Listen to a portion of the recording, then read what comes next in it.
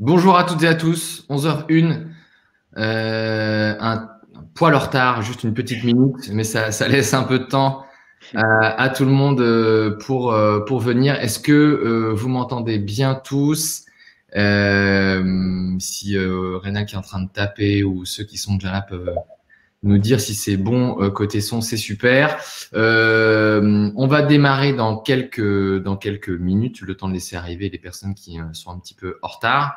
Je rappelle simplement la façon dont ça fonctionne. Donc c'est assez simple, c'est surtout en fait la partie droite de votre écran où il y a donc un chat sur lequel on peut échanger pendant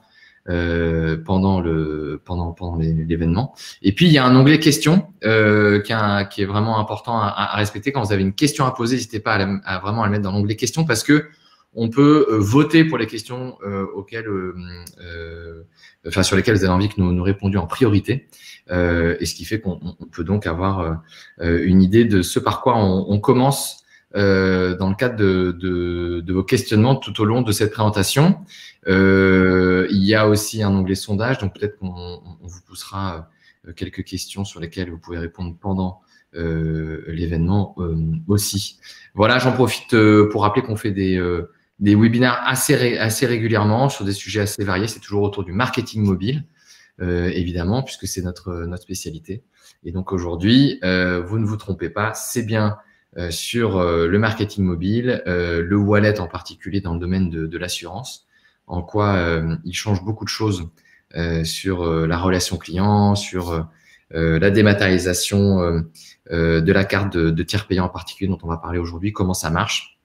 On va vous détailler tout ça avec Élise et David. J'attends encore juste une petite minute et puis on va rentrer dans le vif du sujet. Je vais brancher mes écouteurs, tiens, en attendant, ce sera peut-être mieux en termes de son.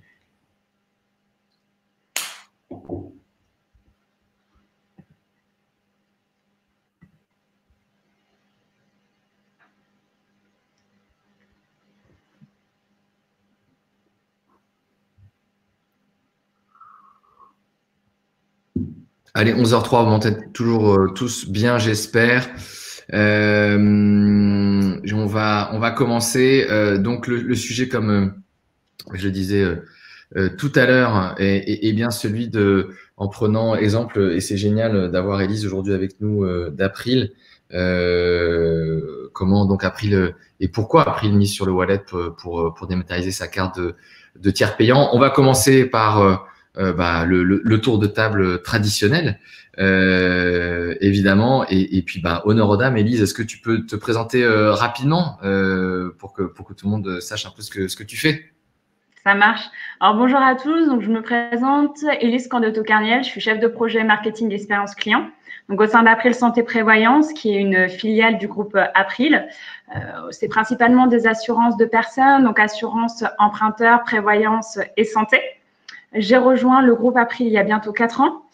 Mes missions donc, sont principalement la digitalisation des outils d'interaction client. Donc, ça va passer par les self-care, les chatbots, les codebots, et aussi la digitalisation des parcours clients.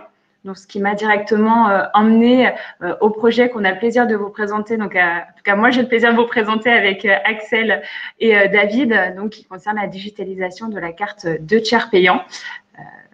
Voilà. Ah, alors attends, il y a l'écran, il faut pas, c'est bizarre. Vous voyez comme, ouais, voilà. Je pense que vous allez à du direct. C'est toi qui joues avec le truc. On va essayer de laisser les slides. David, je te laisse te présenter aussi. Oui, parfait. Merci beaucoup, Axel. Bonjour à tous. Donc, David Beneinous. Je fais partie de l'équipe Sales et Marketing de Captain Wallet. Ça fait 2 ans que je travaille chez Captain Wallet et j'interviens donc en tant qu'expert wallet mobile. Et mon rôle donc vient compléter celui d'Axel et surtout expliquer à nos clients comment mettre en place le wallet, quels sont les scénarios qu'on peut mettre en place et surtout quels sont les avantages évidemment qu'ils peuvent en tirer au quotidien. Top. C'est pas mal cet affichage. Je sais pas qu'est-ce qui tripotait le truc, mais c'est pas moi en tout cas. Mais pour se présenter, c'est bien. Ouais, c'est très bien comme ça. On essaiera de remettre les slides un peu plus en avant quand on va dérouler quelques chiffres ou des parcours pour que tout le monde puisse bien voir. Et donc, moi, je m'appelle Axel Detour. Je suis un des cofondateurs de Captain Wallet. On fait ça maintenant depuis 2013. On commence à se faire vieux. Voilà, donc on rentre sur des secteurs de plus en plus nouveaux. Et April, c'est vraiment le pionnier dans ce secteur-là. C'est la première entreprise qui s'est lancée dans ce use case qu'on pousse depuis de nombreuses années. Mais voilà, les premières à franchir le pas, bravo, c'est April et on est vraiment ravis, Elise, que tu sois avec nous aujourd'hui. C'est très cool de prendre un peu de temps pour en parler. Je pense que c'est intéressant pour tout le monde de commencer un petit peu par quelques chiffres fondamentaux pour que voilà, ça vous dise un petit peu quel est l'impact de façon tout à fait directe chez April de la carte tiers payant. Le premier chiffre par lequel on commence, c'est un chiffre qui est assez impressionnant que je te laisse commenter, Élise. Alors, je vais essayer de réépingler.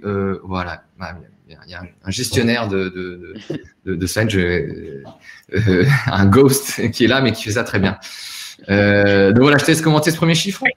Oui, c'est vraiment un très beau chiffre. Après 8 mois de déploiement, on a 25% de nos assurés qui ont téléchargé leur carte de tiers payant sur leur mobile. Donc, c'est vraiment un très bon chiffre au final en moins d'un an. Donc, ce qui est quand même assez impressionnant et on est vraiment fiers de ce chiffre chez April Santé Prévoyance. Oui, effectivement, en général, normalement, chez les clients avec lesquels on travaille, qui sont plus dans un secteur différent de l'assurance, donc dans le retail ou pour des marques quelles qu'elles soient en e-commerce ou en retail, on est plutôt sur une digitalisation, une walletisation, comme vous allez entendre de temps en temps dans ce webinaire, ce nouveau mot. Donc, le fait de mettre les clients sur le wallet, plutôt autour de 10, 15, 20%, disons autour de 15% en moyenne. Surtout nos clients. Donc, le 25% d'April en à peine 8 mois, c'est un score très impressionnant et qui montre donc une appétence des clients sur ce type de support. Le deuxième chiffre qui est très important pour nous tous aujourd'hui, c'est celui-là. Et je te laisse, Elise, pareil, en parler. En fait, au-delà de cette innovation qu'on a dans l'assurance, c'est vraiment une initiative qui a vraiment pour un but aussi écologique. On envisage de baisser notre empreinte carbone avec moins de 2 tonnes d'émissions de CO2 chaque année d'ici 2 ans. Donc, il y a vraiment ce côté innovation, expérience client, mais aussi écologique, donc, qui est tout à fait intéressant chez nous.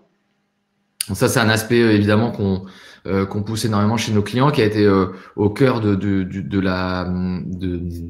la fondation de notre entreprise. Il y a vraiment trois avantages sur Wallet, et notamment il y a un avantage particulièrement pour la planète, évidemment, c'est d'éviter tout ce plastique, tout ce papier qui est jamais utilisé à bon escient, et de participer chacun à notre échelle voilà, à la réduction de ce mode de communication. Je passe sur un autre chiffre qui est intéressant aussi, surtout par rapport à des usages mobiles. Oui, tout à fait. En fait, fin d'année 2020, on a décidé chez April Santé Prévoyance de mener un peu une petite enquête pour connaître le profil de nos téléchargeurs, mais aussi leur niveau de satisfaction. Ce qu'il faut retenir, donc, c'est qu'on a 40% des assurés qui ont téléchargé la carte qui ont moins de 40 ans.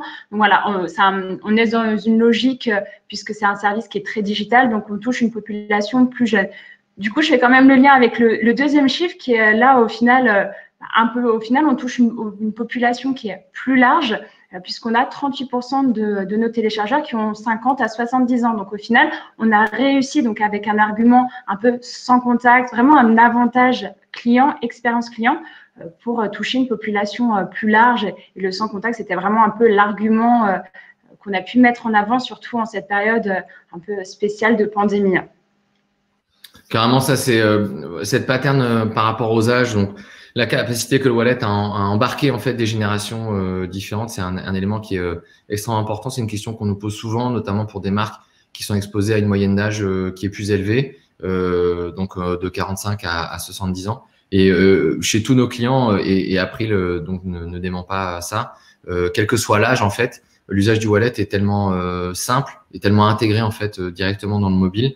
Et c'est une de ses forces, c'est qu'il n'a pas de friction dans l'expérience client, fait que c'est très très simple pour toute personne, qu'elle soit très digitale ou pas, d'avoir accès à son contenu, donc le contenu que la marque lui pousse, en l'occurrence la carte tiers payant d'April, sur son mobile. Et ça, c'est un élément qui est extrêmement important.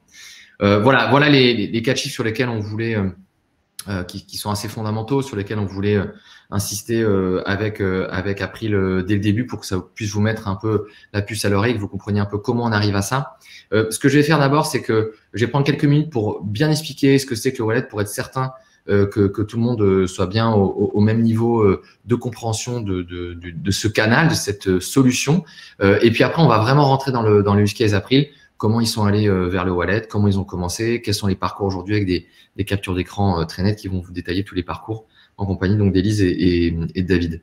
Comme je disais tout à l'heure, donc ça fait quelques années qu'on travaille sur le sujet du wallet avec donc beaucoup d'entreprises de différents secteurs. Donc on travaille pour à peu près presque 150 marques aujourd'hui de tout secteur confondu, parce qu'en fait, elles ont toutes la même problématique, que ce soit une mutuelle, que ce soit une assurance, que ce soit un distributeur spécialisé ou alimentaire. Vraiment, tous les secteurs, toutes les marques ont toujours cette même problématique à laquelle nous on répond, qui est que j'ai un trafic mobile de plus important, des clients qui sont de plus en plus sur le mobile, que ce soit dans la lecture des emails, que ce soit dans le trafic que j'ai sur mon site internet. J'ai un trafic principalement mobile. Mes clients, mes prospects sont sur leur mobile. Et comment je fais pour être sur mobile? Parce que je le fais aujourd'hui avec des moyens entre guillemets traditionnels, que ce soit de l'application, de l'email, du SMS, j'essaie du WhatsApp, j'essaie d'autres choses. Mais j'ai énormément de mal à avoir quand même un taux d'engagement, un taux de rétention important sur le mobile. Et donc, nous, on répond à cette question-là avec un canal alternatif, complémentaire des autres canaux. Hein. L'idée, c'est pas de dire que les autres canaux n'ont pas à être utilisés, pas du tout. C'est simplement qu'ils ont tous leurs avantages et inconvénients, mais il n'y en a aucun qui arrive vraiment à être un peu la martingale. Si je prends l'application, elle a du mal à avoir beaucoup de reach, elle va toucher très peu de personnes. Si je prends l'email, il y a des performances qui ont tendance à s'effriter, c'est très compliqué d'avoir accès, de toucher et d'engager fortement ses clients uniquement via l'email, mais ça veut pas dire qu'il faut pas faire d'email, ça veut pas dire qu'il faut pas faire d'app. Et puis le SMS, évidemment, est un outil qui est extrêmement important. Si je prends que ces trois canaux, qui sont les trois canaux principaux, et le SMS est important, évidemment, mais on peut pas baser une relation sur le SMS. C'est que 160 caractères, c'est un prix qui est pas négligeable quand on a du volume. Et puis, c'est un côté aussi un petit peu intrusif. Hein. Le SMS, c'est surtout vu pour les amis, la famille, pas forcément pour recevoir les éléments propres à la relation avec une marque. Et donc, le wallet, il coche un peu toutes ces cases-là que ne cochent pas tous les autres canaux. Pourquoi? Parce que il marche de la façon suivante. Le wallet, c'est une application qui est intégrée déjà sur votre téléphone quand vous l'achetez. C'est-à-dire quand vous achetez un iPhone ou quand vous achetez un Android, quel qu'il soit, vous avez une application Wallet qui est déjà paramétrée dans votre téléphone. Sur Apple, elle s'appelle Apple Wallet. Pas trop de surprise sur le nom, ils font toujours simple, mais au moins c'est direct. Et là, Apple a un peu d'avance sur Android. L'application Wallet sur Apple, elle est préembarquée sur tous les iOS, sur tous les iPhones. Il y a quasiment 1 milliard d'iPhones actifs dans le monde. Il y a 1 milliard d'iPhones dans le monde qui ont cette application Wallet qu'on ne peut pas supprimer d'ailleurs, qu'Apple empêche de supprimer parce que c'est un élément clé de leur stratégie de revenus dans les années qui vont venir. On pourra s'étendre là-dessus si on a un peu de temps parce que c'est un sujet qui est assez intéressant. Et sur Google, c'est un petit peu différent. Google, c'est une application qu'il faut encore faire télécharger de la part de Google. Elle n'est pas préembarquée sur tous les téléphones, mais elle commence à l'être. Et l'année 2021, c'est l'année où ils commencent à préembarquer cette installation sur tous les Android partout dans le monde et qui vont donc permettre d'offrir donc ces applications les deux mêmes features. La première, c'est de pouvoir dématérialiser sa carte de paiement. Donc, vous avez sûrement tous entendu parler d'Apple Pay, de Google Pay qui permet de payer sans contact chez un marchand ou de pouvoir payer sur un site web dès qu'il y a le bouton Google Pay ou Apple Pay de façon hyper simple en un clic. Des choses qui sont en train de s'étendre assez largement. Particulièrement dans ce contexte aujourd'hui, hein, on voit Mastercard remonter cette info l'autre jour. 3% des paiements étaient faits via mobile en octobre 2019. C'était 10% déjà de tous ces paiements Mastercard en octobre 2020. Donc, il y a une vraie explosion de ce genre de paiement. On s'occupe pas de cette partie paiement chez Captain Wallet et c'est pas ça dont on va parler aujourd'hui. On s'occupe vraiment de la partie contenu, qui est la partie qui nous intéresse aujourd'hui. C'est-à-dire que c'est le deuxième partie de cette application qui permet de dématérialiser n'importe quel type de contenu. Donc, au début, le wallet, c'était très vu comme dématérialisation de tickets, de billets, de cartes de fidélité. Beaucoup de clients qui venaient nous voir en disant « Ah, mais j'ai pas de programme de feed, donc je peux pas utiliser le wallet ». Faux. En fait, le wallet, c'est un contenant qui est donc mis à disposition par Apple et par Google. Et dans ce contenant, vous pouvez mettre n'importe quel type de contenu, et que ce soit donc des offres, la promotion, une invitation, click and collect et des cartes de tiers payants.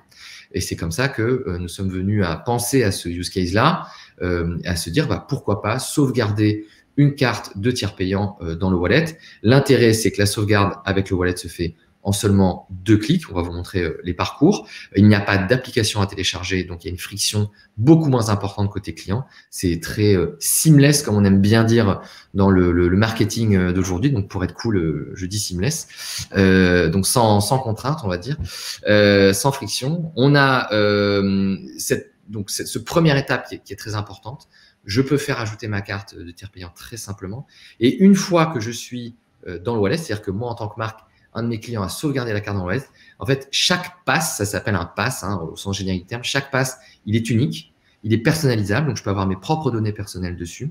Je peux mettre à jour ces données à volonté à distance en temps réel et je peux envoyer des notifications sur ce pass. Donc, c'est pour ça qu'on dit que c'est beaucoup plus qu'un portefeuille qui ferait que dématérialiser quelque chose en plastique en virtuel, donc comme si c'était un PDF, quoi, tout simple. Ça, c'est terminé. Le PDF excite. Maintenant, vos contenus de ce type-là, vous pouvez les mettre dans le wallet parce que vous faites d'une pierre deux coups, vous rendez un service à votre client, vous vous rendez accessible à votre client de façon hyper simple, et puis surtout, vous pouvez en profiter derrière pour avoir un vrai canal relationnel sur lequel vous allez pouvoir dérouler des mécaniques dessus. Chez April, voilà ce que ça donne une carte de tiers payant. Vous voyez sur l'écran de gauche l'écran Apple, enfin le parcours, la carte sur Apple, et sur l'écran de droite la carte sur Android. Je vais vous montrer très rapidement les étapes, comment ça se passe le wallet, et après vous allez les voir vraiment aux couleurs d'April, et j'en aurai fini avec le concept, vraiment comment ça fonctionne le wallet. Il faut retenir quelque chose, il y a toujours 3 étapes assez simples dans le wallet qui sont l'ajout, donc comment je fais ajouter une carte de tiers payant ou n'importe quoi d'autre, une carte de feed ou autre, au wallet de mon client.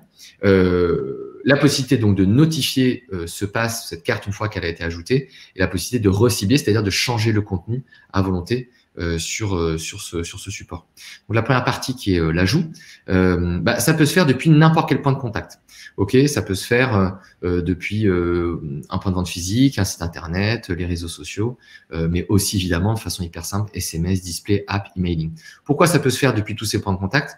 Parce que c'est tout simplement un lien. Et un lien, ça peut se mettre n'importe où, évidemment sur tous les supports digitaux, mais ça peut se mettre évidemment sur plein de supports physiques, derrière un QR code, une puce NFC. Il y a plein de parcours qu'on fait de ce type-là. C'est moins le cas chez April aujourd'hui. Vous allez voir que ça se fait plutôt par les parcours digitaux de la marque aujourd'hui, email et SMS. Et c'est l'exemple qu'on a là, qui est un exemple générique. On met un lien, par exemple, sur une offre. Je clique sur cette offre pour l'ajouter à mon mobile. On joue sur cette appétence de sauvegarder quelque chose. C'est une appétence qui est très, très forte chez les usagers mobiles aujourd'hui. Sauvegarder quelque chose de façon simple. Et vous l'avez vu, ça se fait en 2 clics. J'ai plus qu'à cliquer sur ajouter et j'ai mon pass aux couleurs de ma marque qui se retrouve dans le mobile de la personne sans plus de clics et de friction. La deuxième étape, c'est la notification. Une fois que quelqu'un a sauvegardé son pass dans le wallet, on peut notifier cette personne à volonté. Donc, typiquement, la notification qui est là, c'est une notification qui est là pour rappeler que cette offre est encore valable. Et donc, ça a une offre de reminder. Ça laisse la marque à l'état d'esprit du consommateur. On met à jour le pass en disant qu'il ne te reste plus que 48 heures. Et la troisième étape, les deux peuvent se faire en même temps, c'est tout simplement de changer le contenu, de le faire évoluer. Donc, on est parti sur un contenu A et on le fait passer en contenu B. Donc là, l'offre qu'on avait sauvegardée une fois qu'on est dans le mobile, en fait, on peut réitérer à volonté une fois qu'on est déjà dans le mobile. Pas besoin de faire rétélécharger un pass. Ce pass peut se mettre à jour à distance en temps réel de la façon que vous voulez, avec le contenu que vous voulez. Et donc, typiquement, la carte d'avant qui était une offre, là, ça se transforme en découverte d'une nouvelle collection printemps-été et on voit, hop, le contenu du pass qui change. Et ce contenu, il peut changer à volonté. Ça peut être une nouvelle collection, ça peut être l'invitation à un show, ça peut être une e-réservation ou ça peut être une carte de fidélité. Donc ça, voilà, ça, c'est le fonctionnement générique du pass. Et ce fonctionnement générique, on a eu l'occasion de pouvoir l'appliquer à April et qui April a fait sien, en fait, de ce fonctionnement pour l'adapter à l'expérience client que April veut pousser à son consommateur. Et c'est ça qu'on va vous détailler maintenant avec Élise et avec David. Voilà, j'espère que j'ai pas été trop long et surtout assez clair. N'hésitez pas à poser des questions. Il y a des choses qui sont pas claires dans l'onglet questions, comme je l'ai dit tout à l'heure. Élise, on va commencer un petit peu à parler. Tu peux nous présenter un petit peu April dans un premier temps? Oui, alors April, c'est le leader du courtage grossiste en France avec un réseau de 15 000 courtiers partenaires. Nous sommes à peu près 2300 collaborateurs. On a vraiment une ambition de proposer un peu une expérience inoubliable, que ce soit à nos partenaires courtiers, mais aussi à nos clients finaux, nos assurés. On a vraiment une idée de lier tout ce qui est digital, mais aussi l'humain. Vraiment, notre objectif, c'est une expérience client inoubliable. On se concentre sur 5 grands marchés. Donc, on a la santé, la prévoyance de l'individuel, le professionnel et le TNS, l'assurance emprunteur, la santé internationale et le dommage de niche. Le groupe April donc, est présent dans 16 pays. On a vraiment une ambition d'ici 2023 à ce que April devienne vraiment un acteur digital, omnicanal et champion de l'expérience client. Voilà pour le groupe April. Top. Là, ce que j'aimerais bien faire, c'est prendre un peu de temps pour comprendre les dessous de la collaboration, pourquoi et comment on s'est rencontrés, enfin surtout pourquoi, qu'est-ce qui était intéressant pour vous, les premiers pas, la mise en production, et puis après, il y a plusieurs slides qui vont détailler les parcours, les chiffres, pour que tout le monde puisse bien se rendre compte de la façon vraiment dont ça marche. Mais je pense que c'est important de comprendre un petit peu dans un premier temps qu'est-ce qui vous a amené en fait à travailler sur le sujet du wallet. Et puis après, plus particulièrement avec nous, je vais arrêter le partage, c'est plus une conversation à avoir là-dessus. Est-ce que tu peux nous dire un petit peu pourquoi et comment on s'est rencontrés, Élise? Qu'est-ce qui a amené en fait April à se tourner vers nous? Alors, tout d'abord, ce qu'on avait remarqué chez April, c'est qu'on avait environ 15% de nos clients qui perdaient leur carte de tiers payant. Voilà, c'est un document en papier qui est dans le portefeuille, dans le sac à main, qu'on laisse à la maison. Donc, on avait vraiment une perte, un oubli qui était assez fort, en sachant que c'est une carte qui se renouvelle annuellement par année civile. Donc, des fois, le 2 janvier, la carte était peut-être déjà perdue, non reçue. Donc, elle n'était pas à jour en cas d'utilisation à la pharmacie, par exemple. Donc, on avait vraiment cet irritant-là qui était assez prononcé chez nous. On avait aussi décidé de faire un petit atelier avec nos assurés pour un peu comprendre leurs usages de cette carte. Ce qui est ressorti, c'est que les assurés ont bien conscience que c'est un document essentiel. C'est vraiment ce qui va leur permettre de ne pas avancer des frais. Ça, c'est quelque chose qu'ils en ont bien conscience. Il fait même partie un peu des 4 documents du portefeuille, à même titre que la carte d'identité ou la carte bancaire. Mais elle était génératrice, cette carte de tiers payant, de pen, comme on dit dans le marketing. C'était vraiment un irritant parce que c'est oublié. On se retrouve à la pharmacie, on n'a pas cette fameuse carte. Ça engendre derrière un effort client supplémentaire. Donc voilà, il y avait une espèce de frustration sur cette utilisation. Okay. Lors de cet atelier, en fait, on a essayé un peu de comprendre comment ils imaginaient cette carte, la manière la plus simple possible et la moins on va dire irritante.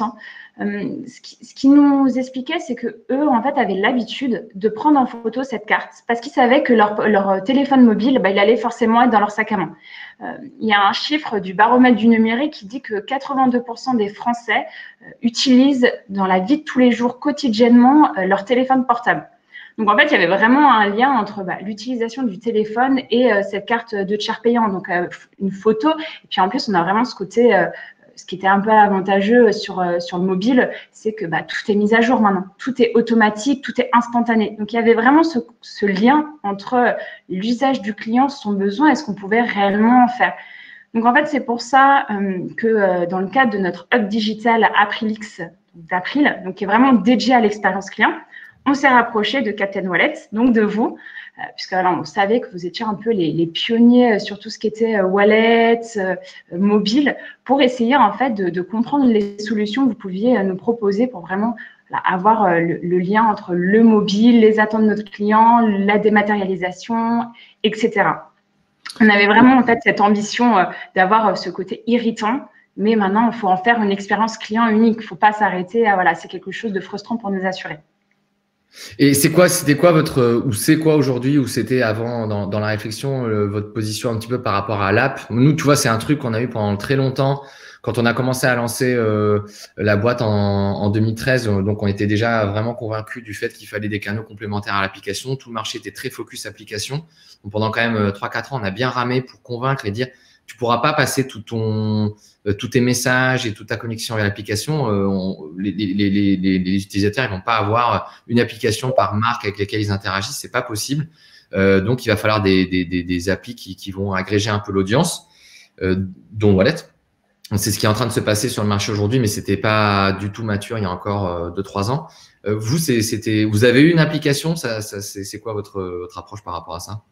Alors nous, ce qu'on avait décidé déjà il y a quelques années, c'était vraiment de proposer, comme je pense beaucoup d'assureurs font, de proposer cette carte de tiers payant sur le self-care.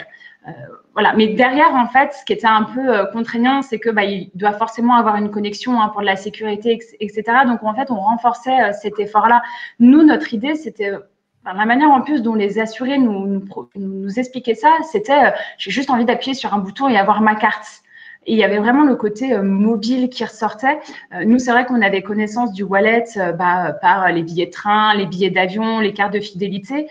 On n'avait pas vraiment… On avait une idée un peu précise de ce qu'on voulait, mais c'est vrai qu'on n'en avait pas spécialement entendu parler. Et c'est vrai qu'en réalisant des recherches, on s'est bien rendu compte que ça n'existait pas, en fait, cette carte de tiers payant sur le wallet.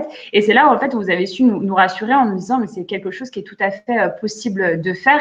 Et la preuve, c'est qu'on a réussi à mettre quelque chose en place en peu de temps, en 4 mois, à peu près. Et c'est quelque chose qui fonctionne et qui répond tout à fait aux attentes de nos clients. Donc, on n'avait pas tout de suite une idée très fixe, mais on savait qu'on avait une envie, une appétence à aller dans cette direction-là. Ok. Je préciserais même que 4 mois entre le premier rendez-vous et la mise en place de la solution, ce qui en soi est très rapide, en tout cas par rapport à votre secteur et par rapport à ce que vous avez l'habitude de faire en termes même de projet SI. Donc, c'est plutôt quelque chose de très, très positif. Ouais, c'est clair que par rapport au secteur où donc nous maintenant ça s'est un peu développé dans d'autres entreprises. Oui, 4 mois c'est très très très rapide. Ouais, ça vous êtes allé assez vite. C'était quoi d'ailleurs les premiers pas sur le wallet? Comment ça s'est passé de votre côté? Alors, on a commencé, donc je crois que le premier rendez-vous qu'on a dû avoir, David, ça devait être en février, mars 2020. Et en fait, la décision qu'on a prise, voilà, comme on était un peu les pionniers, on a décidé de fonctionner un petit peu en test pour comprendre un peu la réaction, la réaction des assurés, pour savoir comment c'était perçu. Donc, on a décidé en fait de fonctionner par test, petit lot, où on se concentrait uniquement sur nos nouveaux assurés. Donc, on a commencé le déploiement en mars pour une première sortie en juin 2020. Et donc, on se concentrait uniquement sur nos nouveaux clients. Donc, au lendemain de la signature du contrat, on leur proposait de télécharger cette carte. On a eu des très bons retours.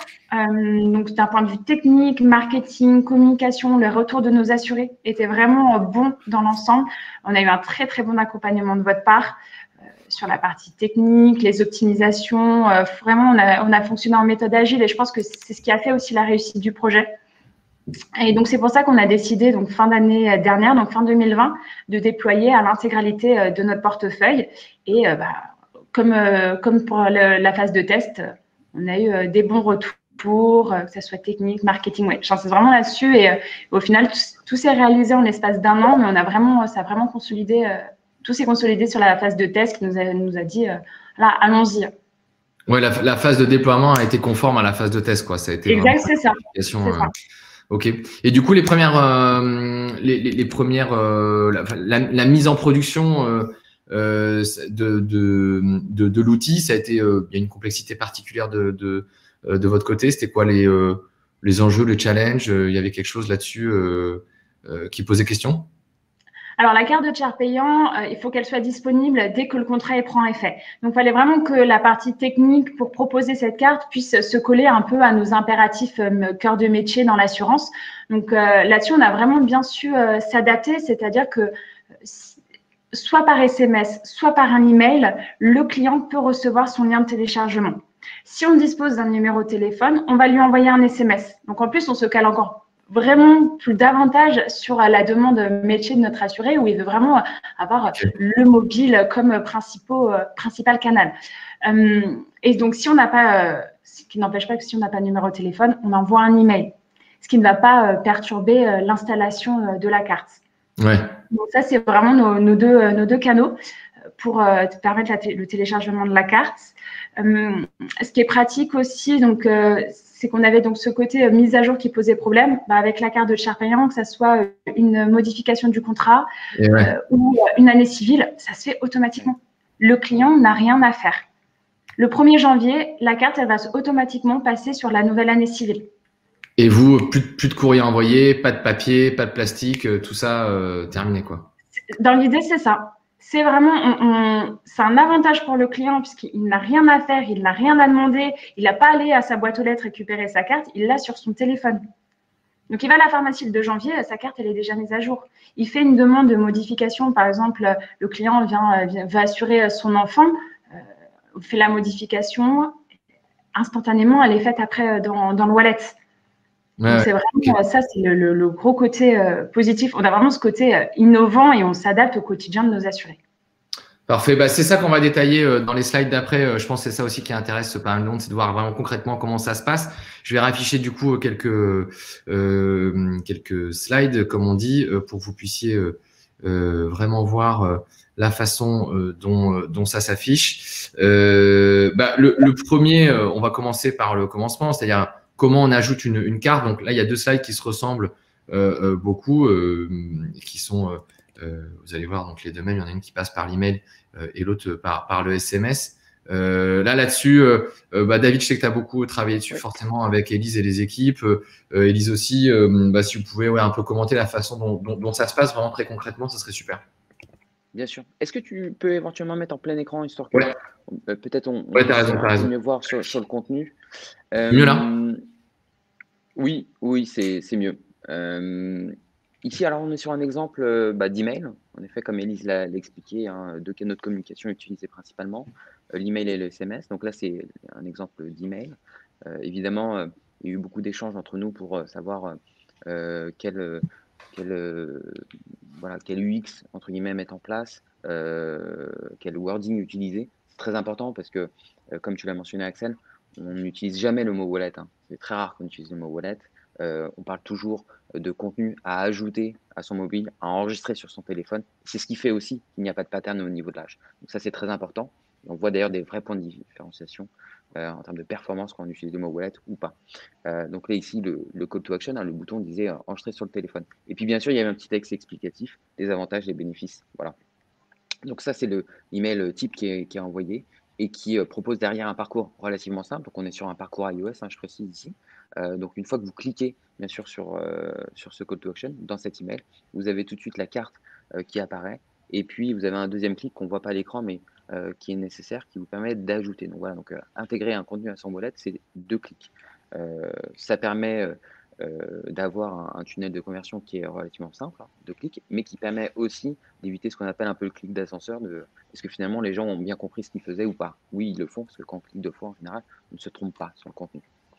Si je dois un petit peu plus détailler ce qu'on voit à l'intérieur de la carte, et ça c'est très important, la volonté en tout cas des équipes métiers chez April était de remettre à l'identique l'intégralité du contenu qu'il y avait sur le format PDF de la carte sur la version digitale. D'accord? Ça, c'était une vraie volonté, qu'il n'y ait pas de disparité entre les 2 versions. On a dû évidemment s'adapter aux templates qui sont proposés par Apple d'un côté et Google de l'autre. Sur le template d'Apple, vous avez un recto, ce qu'on appelle sur la carte, et un verso. Et donc, du coup, évidemment, il fallait arbitrer quelle information on mettait sur le recto, donc sur la face avant de la carte, et puis quelle information on mettait sur le verso. Donc là, en l'occurrence, évidemment, il y avait des éléments essentiels qui étaient remis, notamment le logo de l'opérateur de tiers payant, qui est évidemment très important. On a remis également un QR code dans lequel on a injecté les mêmes valeurs que vous avez dans le data matrix du PDF, c'est-à-dire le numéro MC, télétransmission, adhérent, etc. Donc ça, c'est très important. Pourquoi? Parce qu'on en viendra, on en parlera un petit peu après, mais l'idée, c'était que des professionnels de santé qui avaient l'équipement pour scanner, puissent également, évidemment, scanner cette carte. Voilà. Et puis donc au verso, on a mis d'autres informations, notamment le tableau des droits garantis, etc. Donc il y avait pas mal d'informations. Et l'objectif, évidemment, dans ce verso de carte, c'était de pouvoir mettre des liens qui étaient cliquables, également traquables, donc pouvoir renvoyer sur un univers personnalisé. Et c'est ça qui est aussi important, c'est de pouvoir avoir finalement un élément dans son mobile qui évite tout le temps de devoir se reconnecter pour avoir accès à ces informations qui sont des éléments évidemment importants. Voilà. Exactement, je suis tout à fait d'accord. Alors là, pour le cas d'April, on a vraiment souhaité à ce qu'on retrouve l'intégralité des éléments essentiels et indispensables du coup sur le contrat de l'assuré. Ça passe par son numéro adhérent, par les différents niveaux de garantie, mais aussi un accès direct vers son espace assuré. Donc, sur un endroit, il retrouve vraiment la totalité des éléments phares de son contrat. Le QR code pour donner les éléments à la pharmacie, son numéro adhérent pour le connaître, son lien pour se connecter à son espace. Donc vraiment, en un endroit, on a toutes les informations essentielles. Ouais, c'est l'idée du wallet en général, hein, c'est vraiment de faire un point d'ancrage de la marque dans le mobile avec les informations propres à l'utilisateur, au client, pour qu'il puisse trouver les fondamentaux qui le relient à sa marque. En fait, quelle que soit la marque, c'est toujours quelque chose qui est assez frappant. C'est qu'en fait, aujourd'hui, si moi, je suis client d'une marque, si je veux retrouver les informations qui me sont propres par rapport à cette marque, c'est très compliqué en fait. Il faut que je me connecte à un espace dont je vais jamais me souvenir du mot de passe ou même du login. Et en fait, c'est pas simple, quoi. Le wallet, il casse un peu cette barrière et il permet de faire ça. Et dans le secteur des mutuelles, où c'est souvent des informations qui sont complexes, entre guillemets, des codes un peu longs, et puis il y a beaucoup de choses à connaître pour être identifié. C'était vraiment un trou dans la raquette, quoi. Et c'est ça qui vient d'être combler avec le wallet. Élise, est-ce que tu peux nous dire pourquoi il y a du SMS comment vous avez réparti qu'est-ce qui part par SMS pour walletiser quelqu'un versus qu'est-ce qui part par email? On s'est concentré un peu sur les informations qu'on avait. Vraiment, on s'est concentré sur la partie mobile pour éviter de multiplier un peu les canaux de communication. Le wallet, c'est sur le mobile. Donc, si on disposait d'un numéro de téléphone portable, on envoyait le lien de téléchargement sur portable. Comme ça, il avait vraiment qu'un support et il pouvait enchaîner le parcours directement sur son téléphone. Si on n'a pas son numéro de téléphone, ce qui peut arriver, on souhaite quand même qu'il télécharge sa carte, hein, ça n'empêche pas.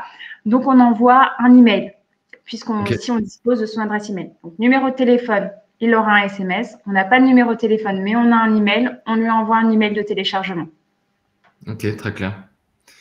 Je précise une chose, c'est qu'on a évidemment un parcours également adapté quand un adhérent ouvre un email depuis un ordinateur, donc depuis un desktop, hein, il l'ouvre, on a un parcours adapté, il le ramène sur son mobile.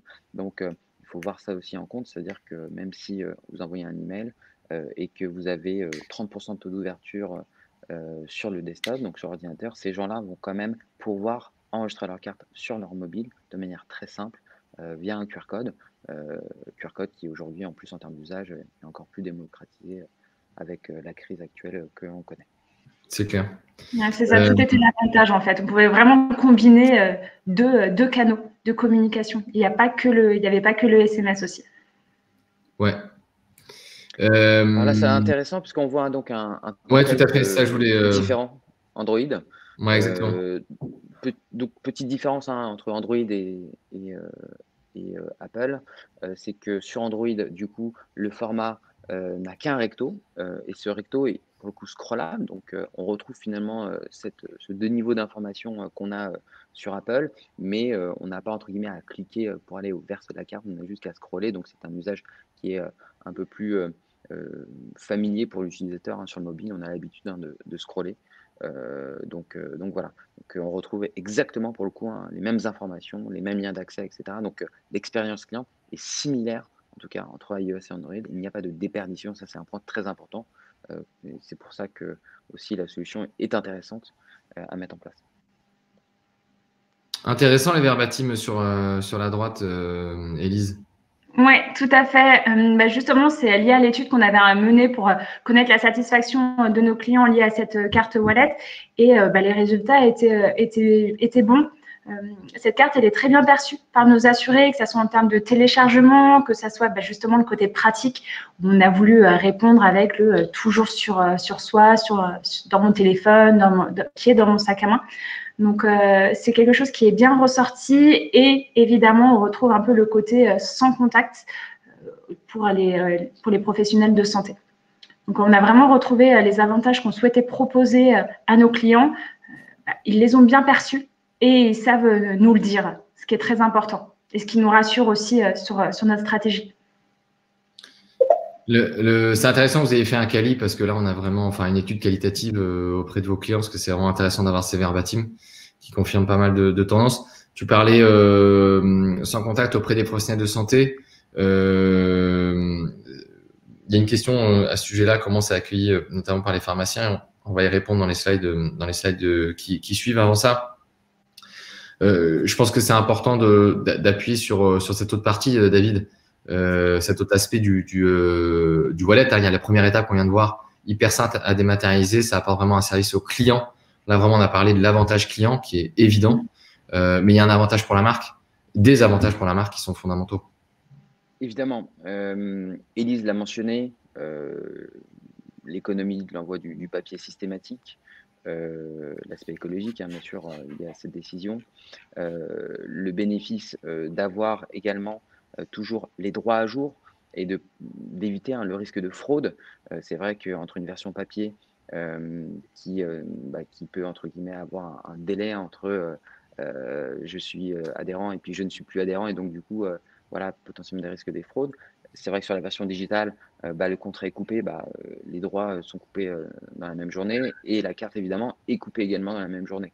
Donc ça, c'est un point très important, notamment dans le cadre du RIA, on va y revenir un peu plus tard. Et puis, là, j'en viens plutôt à l'aspect canal relationnel, puisque c'est quand même le point fort également du wallet, c'est que, on va offrir l'opportunité de digitaliser un contenu. Donc, on répond un peu à une arlésienne dans ce secteur d'activité, mais on va au-delà, puisque l'idée, c'est de se servir d'une fonctionnalité clé dont on n'a pas forcément trop parlé depuis le début, mais qu'elle envoie la notification push.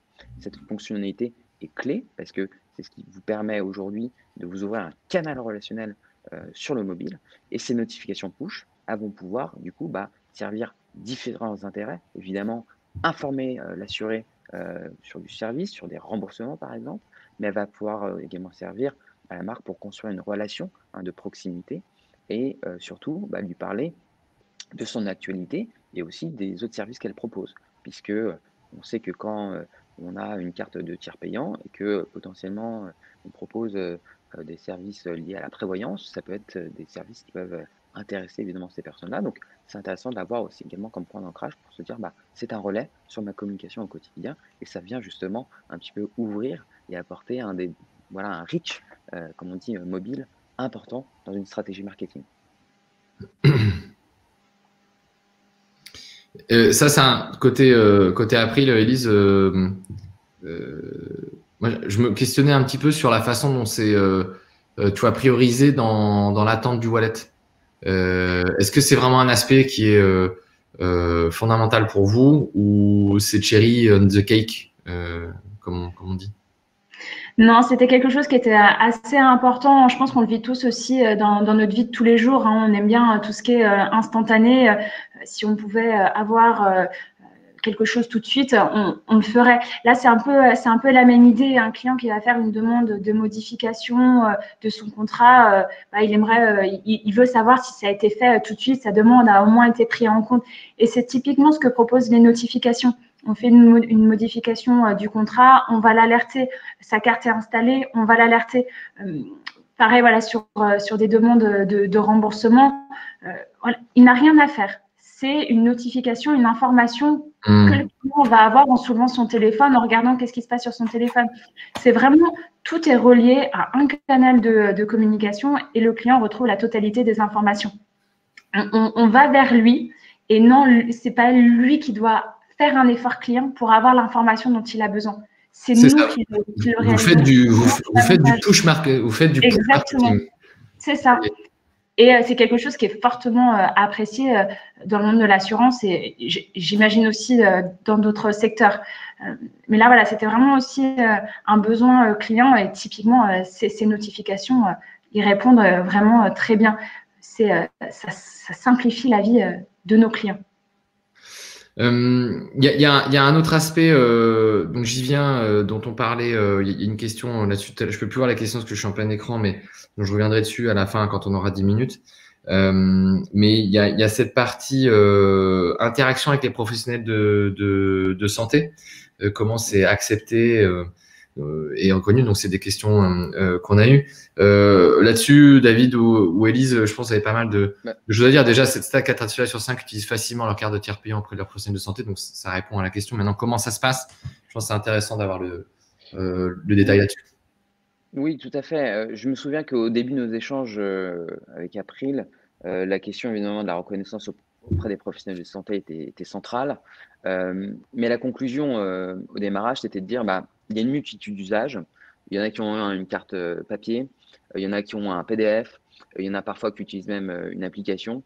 Et pour autant, les professionnels de santé sont assez ouverts, entre guillemets, à ces différents formats, puisque l'objectif étant juste de pouvoir prouver que les droits sont à jour, qu'il y a une couverture.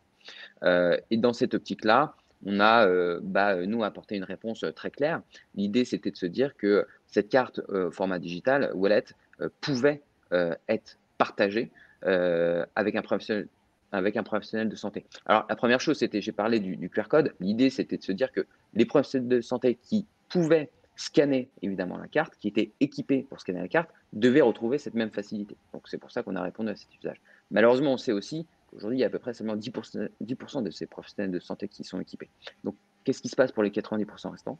L'idée, c'était d'avoir un parcours simple, donc depuis la carte, toujours, d'avoir un call to action, un bouton qui permettait, là où vous voyez le parcours, de partager sa carte. Et donc, quand je clique depuis cette même carte, j'arrive sur une page qui me permet derrière de partager ma carte avec mes canaux de communication que j'ai qui sont propres à mon téléphone. Donc, ça peut être évidemment par SMS, ça peut être par email, etc.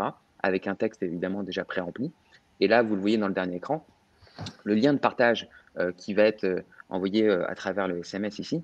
Dans ce lien-là, en fait, vous avez la carte au format PDF. Donc, c'est ce qui permet finalement aux professionnels de santé de garder cette carte et de l'enregistrer dans son propre écosystème. Donc, ce qui revient finalement à ce qu'il faisait, c'est-à-dire prendre la carte au format papier, la scanner et la stocker, ni plus ni moins. Donc, on offre en fait finalement la même expérience que la carte au format papier à ce niveau-là. L'avantage aussi qu'on aura avec cette fonctionnalité de partage et de transfert, que ça soit sur du PDF, mais aussi on a la possibilité de transférer le QR code, la carte wallet, c'est pour les bénéficiaires du contrat.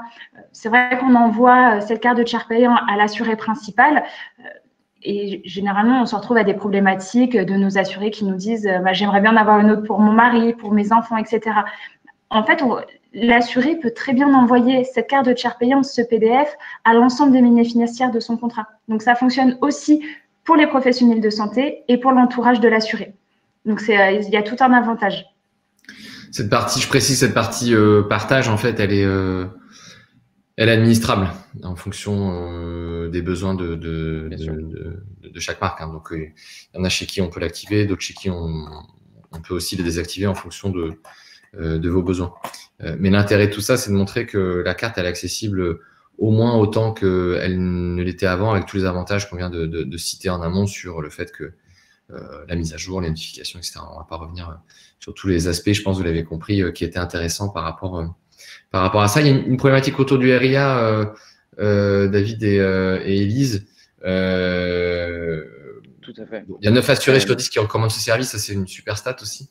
Mais autour de cette problématique de RIA, il y a des choses à dire qui sont intéressantes, je trouve.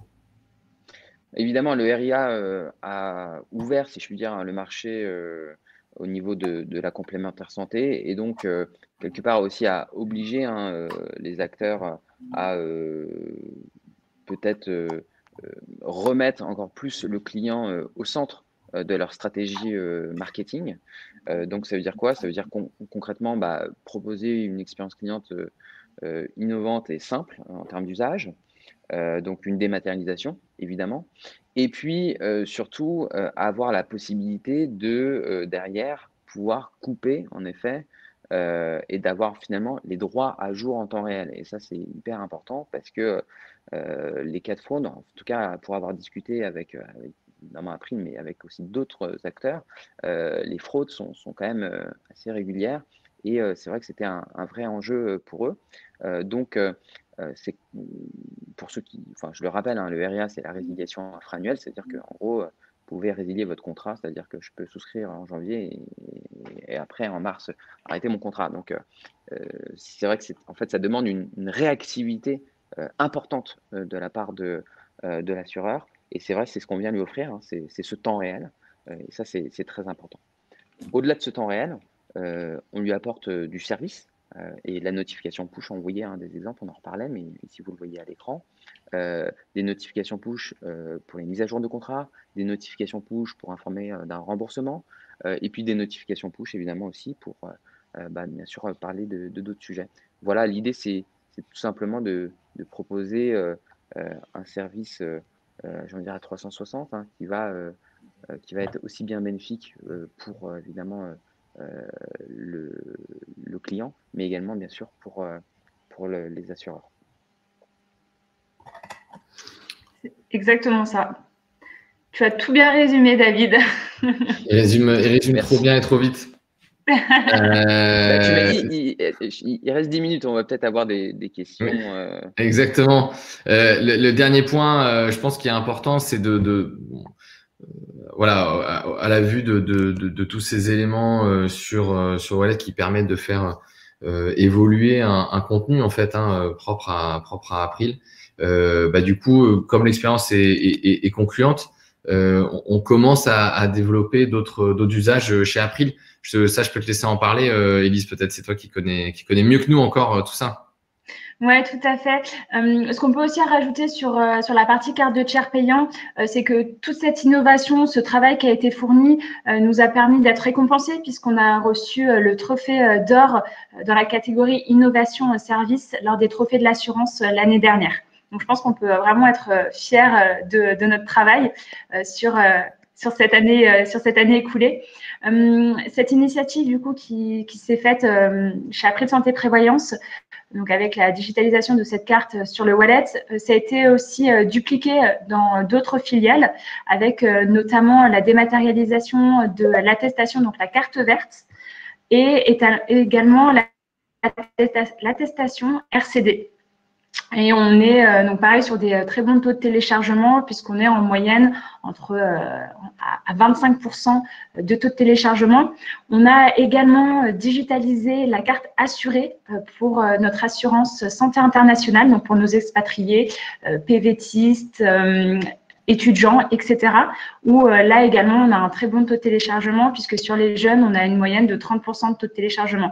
Donc, c'est vraiment une stratégie qu'on a souhaité déployer sur une grande partie sur beaucoup de nos filiales chez April. Et on a également des résultats très concluants de la part de nos assurés et on a vraiment encore gardé ce côté technique et accompagnement de la part de Captain Wallet. On a, voilà, qui sont vraiment très bon accompagnement, que ça soit sur la phase de setup, mais aussi en amélioration continue. Ce qui nous permet justement d'avoir de très bons taux de téléchargement. Ça, c'est sympa parce que c'est vrai qu'on y passe beaucoup de temps. On est une solution SaaS, mais on sait très bien que les solutions SaaS, elles marchent bien que si elles sont bien accompagnées.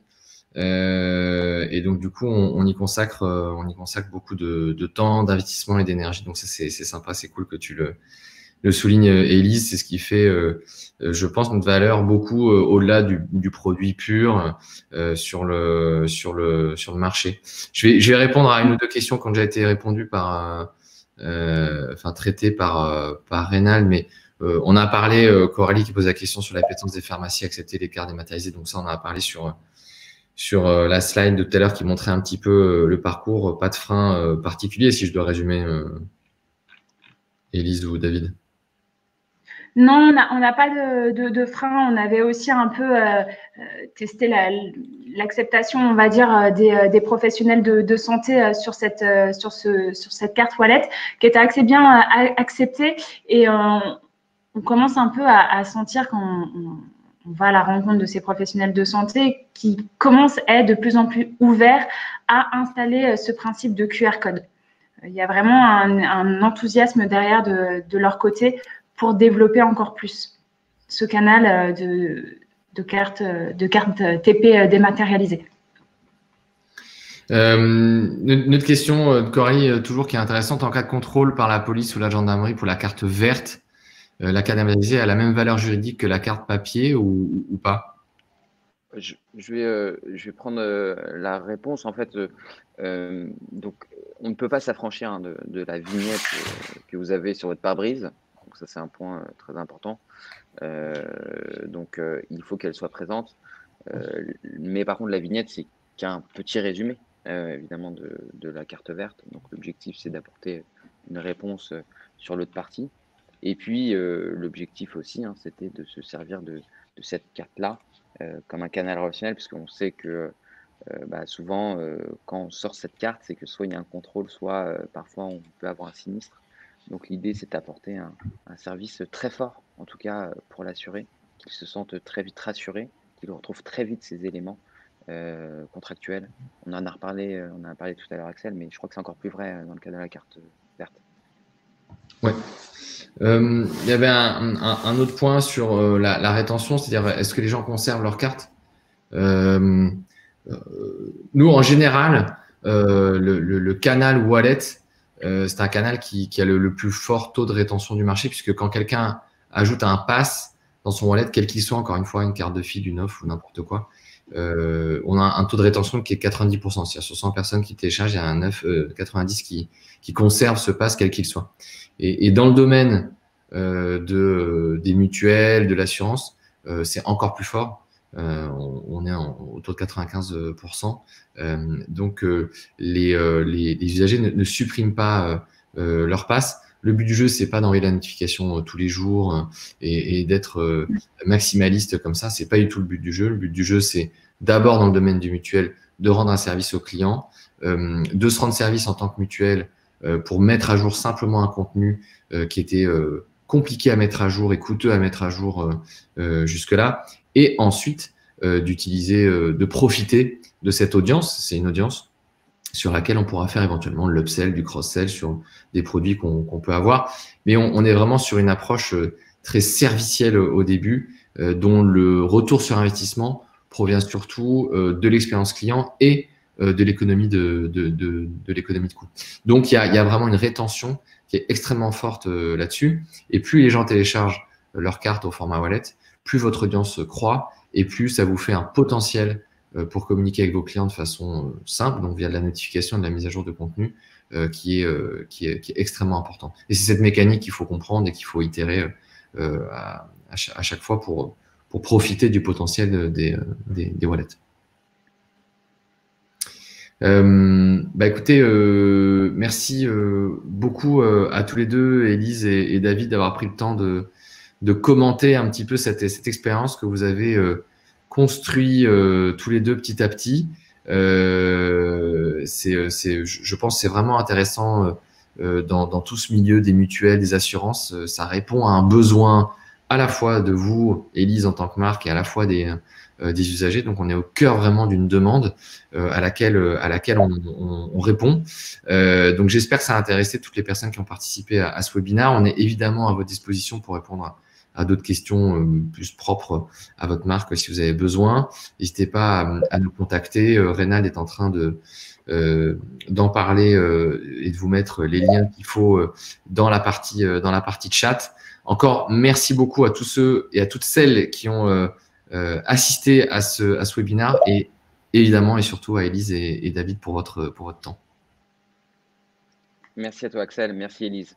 Merci à tous les deux. Salut tout le monde. Très bonne journée et à très bientôt pour un prochain webinaire. Bonne journée. Bonne journée.